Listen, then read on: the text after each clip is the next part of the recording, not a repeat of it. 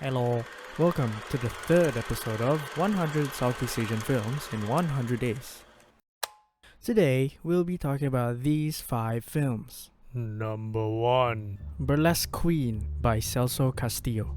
Now this movie is about the protagonist wanting to be a burlesque queen against her father's will. So what does she do to pursue her passion and money to help herself and her father survive, because they live in poverty? There's this one shot of a performance and also the protagonist doing some naughty things, and it intercuts in between. However, it plays the sound of the performance but mostly shows the protagonist doing her thing. It has this clear depiction of chaos, lust, passion, and hierarchy. The pacing was pretty good because the characters had sufficient time to express and reveal who they are.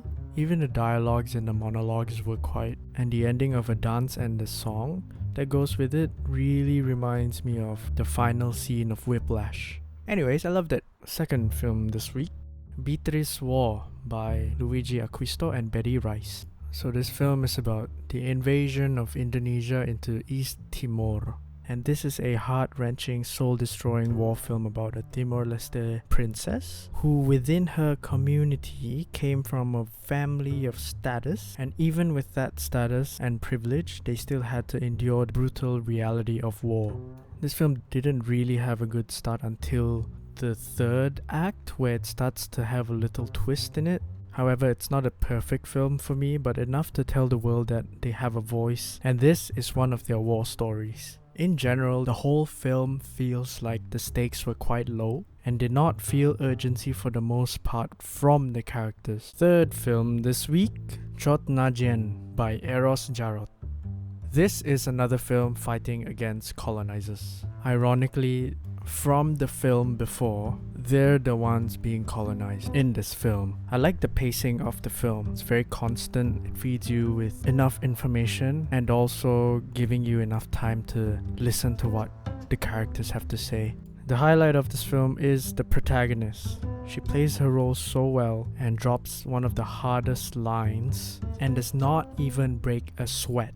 Just like the previous film, the protagonist is a woman and has to navigate through various obstacles to survive in the control of colonizers. However, this one, you just feel like you're patriotic alongside them. And even in the way she speaks, she's very sharp, which I think sets this film and the previous film apart because of the way the characters were written and the acting as well. Did not watch the full 2-hour one. I could only get the 1 hour 45 minutes version of it. That said, I don't think I missed out too much. And yes, I enjoyed this one. Number 4 this week, At the Horizon by Anisai Kiola.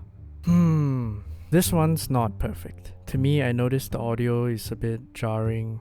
The dialogue seems like it's voiceovered, and it feels like the dialogue wasn't recorded on set. And the exposition felt quite draggy. It was quite predictable as well. However, it did remind me of Jaguar, which I watched 2 weeks ago, which the theme was how the rich and the powerful could control the lower and the poor class people, and ultimately, the people of power and money usually wins at the end. The story is a bit darker overall, but there's many aspects of it where it could be stronger in terms of exposition, dialogue, and even the editing. Fifth and final one this week, Curse of the Oily Man by P. Ramlee.